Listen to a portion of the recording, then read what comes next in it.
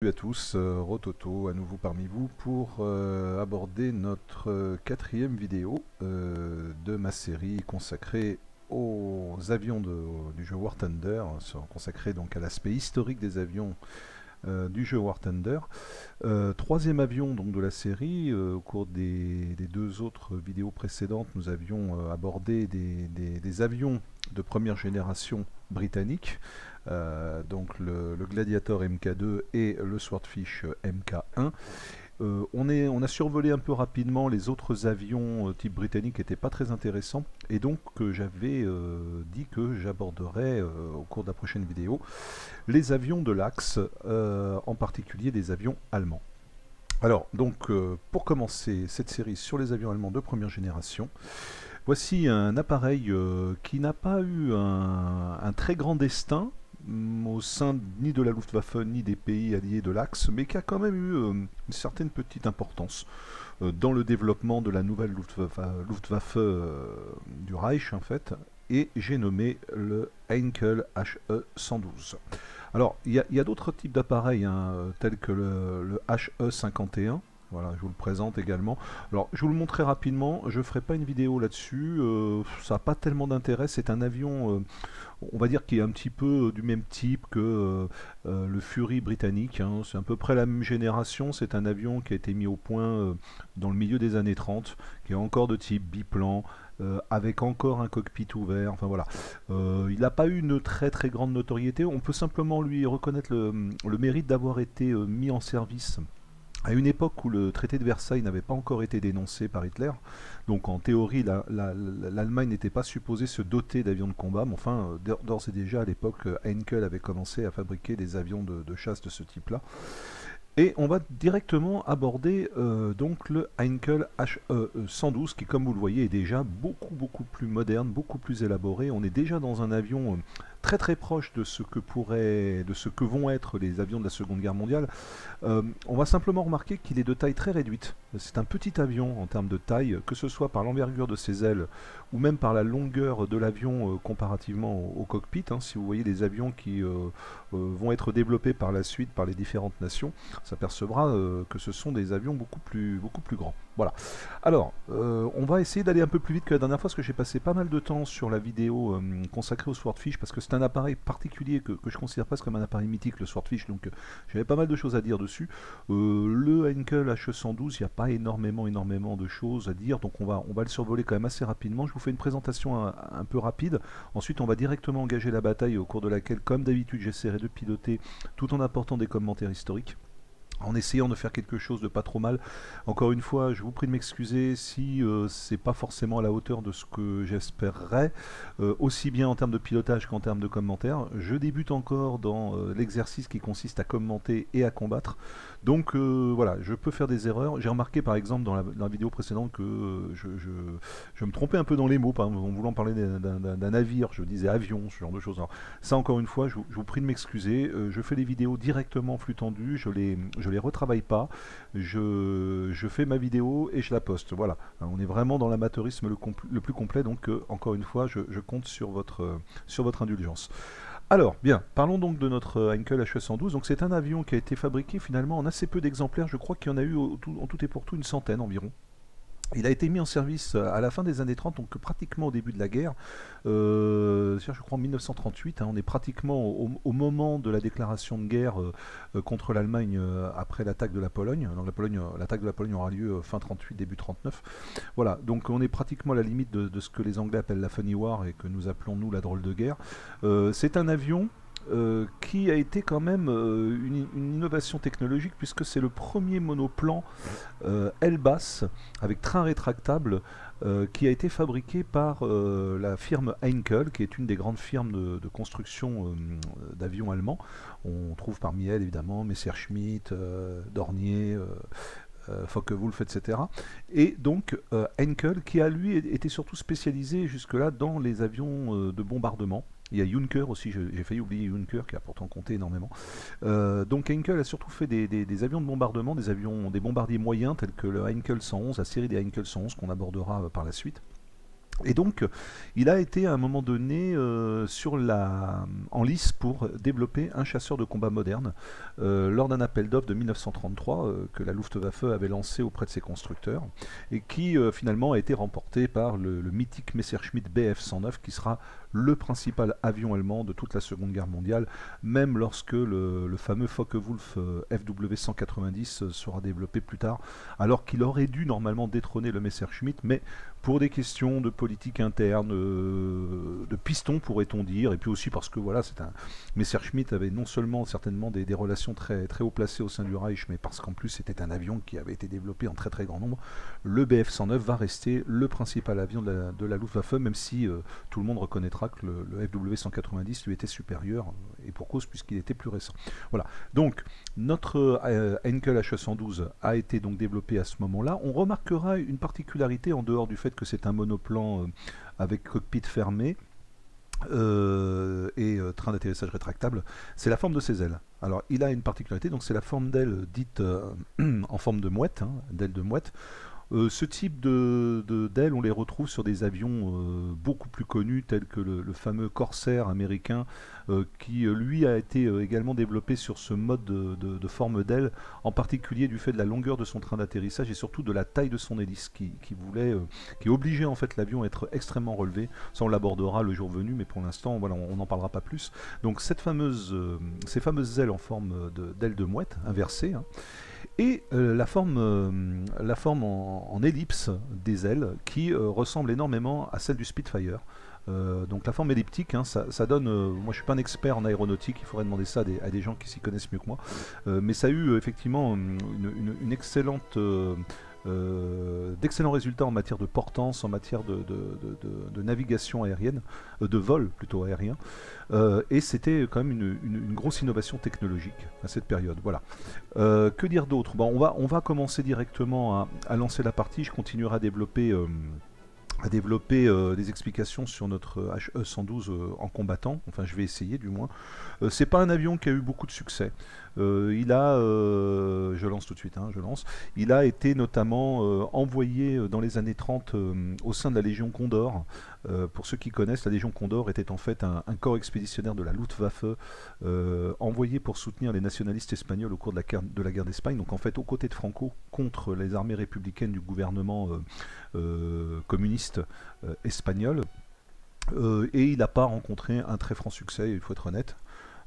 C'est un avion à qui on reprochait particulièrement ses capacités de vol, pas assez maniable, pas assez rapide, un taux d'ascension trop faible. Bref, en fait, il n'avait pas vraiment les caractéristiques de ce qu'on attend pour un intercepteur ou pour un chasseur, à savoir le combat aérien. Il avait également un armement qui était relativement faible à l'époque, hein. Donc Heinkel a essayé de compenser le manque au niveau maniabilité, manœuvrabilité par un armement plus conséquent. C'est un avion qui donc dispose très tôt de canons 20 mm, alors qu'au départ peu d'avions disposaient de ce type d'armement. Mais néanmoins, malgré tout, l'armement canon 20 mm ne sera pas suffisant pour lui permettre de concurrencer le Bf-109.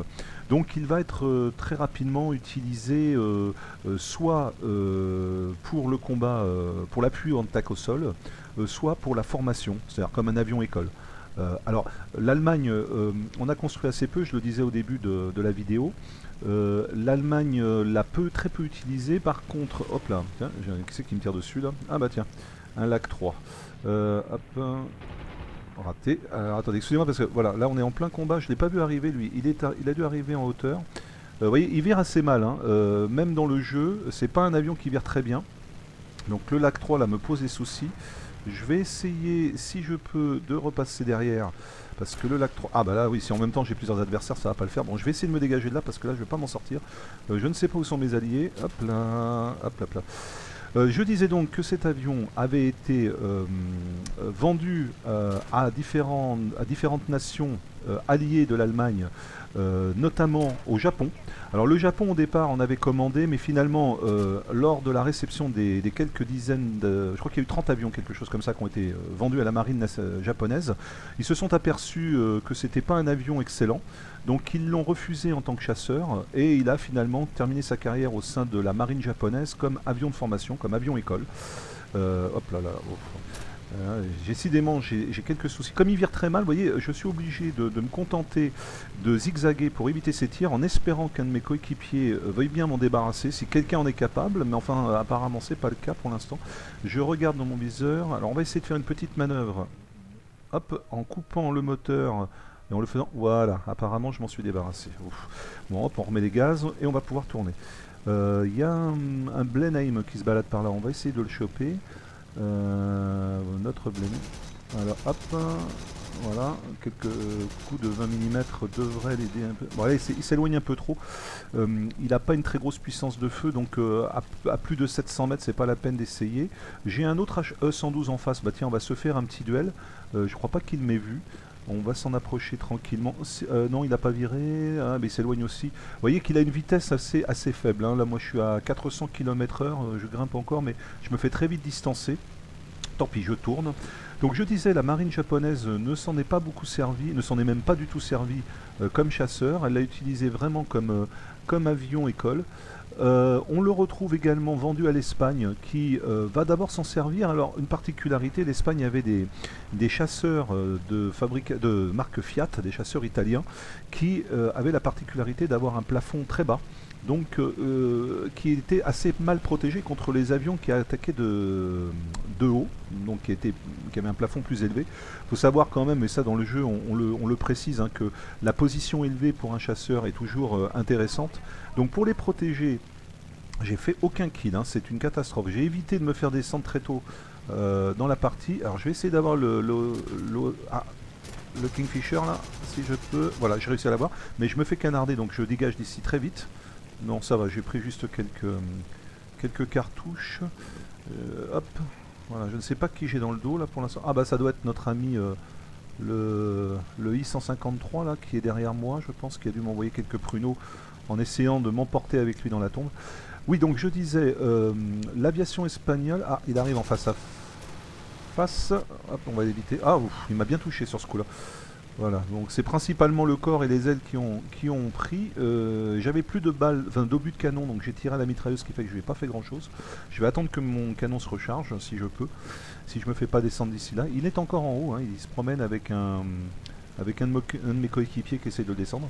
L'aviation donc espagnole, je vais y arriver, a pris ces fameux E-112 pour protéger leur Fiat qui avait un plafond beaucoup trop bas. J'ai réussi à avoir une assiste. Et ensuite, très vite, comme ça suffisait pas, comme les réussites du HE-112, même comme chasseur de protection en altitude, n'ont pas donné les résultats escomptés, ils se sont finalement contentés d'en faire un avion d'appui au sol, chargé donc d'attaquer les troupes ennemies en soutien terrestre. Voilà. Décidément, alors, ce canon est vraiment... j'ai beau tirer dessus comme un malade, ça ne lui fait strictement aucun effet. Je peux lui cracher dessus avec des noyaux de cerise, c'est pareil. Donc là je le mitraille autant que je peux avec ma 7.7 là, mais alors c'est pareil, hein, il prend, hein, pourtant. Vous voyez, j'ai vidé le chargeur de la 7.7, le chargeur du canon. Et bon, évidemment, je lui ai fait quelques dégâts, mais enfin, ça va pas très loin. Donc on voit qu'au niveau du jeu, en tout cas, le HE-112, c'est franchement pas un super appareil. Je précise qu'il est en configuration élite, hein, quand même. Hein. Donc j'ai eu le temps de l'upgrader complètement. Les munitions sont upgradées, les canons sont upgradés, tout est bon. Mais malgré tout, tout est bon dans le cochon. Mais en tout cas, vous voyez, je fais pas grand mal. Je vais essayer d'avoir le Buffalo, si je peux. Je vais... j'ai un KI-27 aussi qui est là. Alors, hop, on va lui mettre quelques coups aussi à lui. À cette distance, ça devrait aller. Faut vraiment s'approcher très près pour faire des dégâts. Hein. Voilà, bon, j'avais eu. Ouf, le Buffalo. Alors moi, j'ai plus de canon, du coup, je vais être obligé d'utiliser la mitrailleuse. Alors je peux pas trop virer là parce que comme j'ai eu quelques dégâts tout à l'heure contre le Yak, on est déjà à 14 minutes de vidéo. Décidément, hein, ça va être difficile de faire des vidéos de moins de 20 minutes entre les commentaires. la partie. Mais enfin, bon, ce qui est bien, c'est que déjà, j'arrive un peu plus à combattre et à commenter et avoir une vidéo qui tient un peu plus longtemps. Voilà, donc en dehors de l'Espagne et du Japon, qui ont eu un certain nombre d'appareils HE-112 dans leurs armées de l'air respectives, on le trouve également dans des pays alliés à l'Axe, tels que la Roumanie et la Hongrie. Là aussi, il ne fera pas véritablement une grande carrière.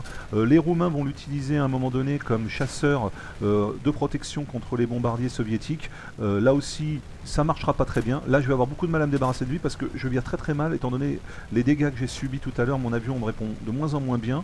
Donc comme je l'ai dans mes 6 heures, et je crois qu'il n'est pas tout seul, il y en a plusieurs, et que je ne vois pas beaucoup de bleus, j'ai pas beaucoup de mes collègues qui viennent m'aider, ça va être difficile. Il y a un Fury là-bas qui se promène, peut-être que je vais réussir à détourner l'attention. Ouais, ça va, je crois qu'ils m'ont... Non, ils m'ont pas abandonné, ils sont toujours derrière moi.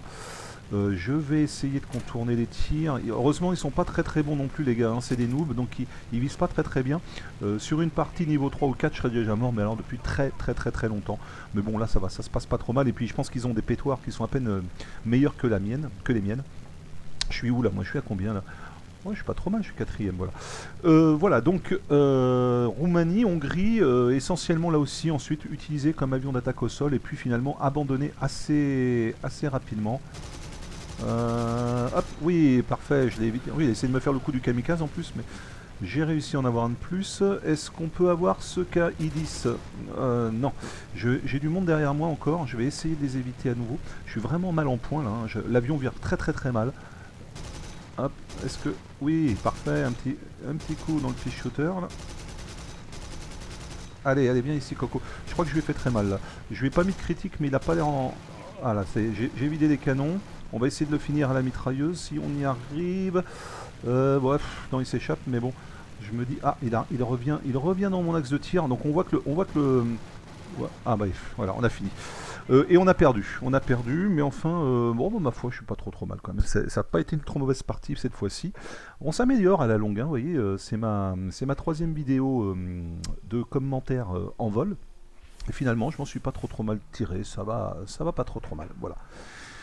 Voilà, donc c'est donc la fin de notre vidéo sur la présentation du Heinkel HE-112. Pour résumer, donc on dira que c'est un avion qui pourrait plus tenir du prototype ou plutôt du brouillon de la Luftwaffe dans ce qui allait devenir ensuite les chasseurs modernes de l'armée de l'air allemande pour la Deuxième Guerre mondiale. Armée de l'air qui bien sûr fera partie des plus grands belligérants au niveau de l'aviation. D'ailleurs, la Luftwaffe fut sans aucun doute la meilleure et la plus puissante aviation du monde au début de la guerre. Bon, bien sûr, après, les Américains et les Russes vont très largement la rattraper, mais au début de la guerre, c'est absolument considérable. Je crois me souvenir, si je ne dis pas de bêtises, que la Luftwaffe comptait au début de la Deuxième Guerre mondiale un peu plus de 2000 avions, alors que les États-Unis n'en comptaient pas plus de 800, je crois, ou un peu moins de 800. Vous n'en avez même pas 1000.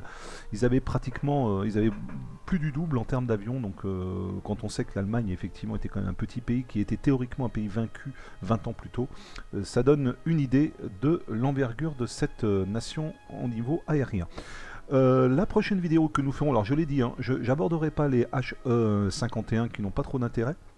On parlera très certainement du Junker 87. Bon, ça, je crois que c'est vraiment quelque chose d'incontournable. Tout le monde le connaît, le fameux Stuka. Donc, on fera une vidéo sur le Stuka vraiment pour expliquer sa conception, d'où il vient. Alors, j'essaierai là aussi de faire plus court. Là, j'en suis déjà 18 minutes. J'essayais de faire des vidéos de 10 minutes, 15 minutes maximum. Je pense qu'on sera plutôt aux alentours de 15-20 minutes, même en essayant de condenser. Et voilà, j'espère qu'en tout cas, ces vidéos vous plaisent, que cette vidéo supplémentaire vous plaira autant que les autres, si ce n'est plus. Et encore une fois, je vous prie de m'excuser si il y a encore des progrès à faire et que les commentaires sont peut-être encore un peu hachés, si j'oublie certaines choses, si j'utilise peut-être parfois les mauvais mots quand je pilote, parce que je ne m'écoute pas toujours parler, contrairement à ce qu'on pourrait croire quand je suis un peu concentré sur le vol. Et voilà, donc n'hésitez pas encore une fois à me laisser vos commentaires, un peu d'encouragement si ça vous plaît, ça me fait vraiment plaisir, et puis un petit pouce vert, voilà, pour savoir si vraiment si je persiste ou si j'arrête. Voilà, allez, je vous dis à bientôt, ciao.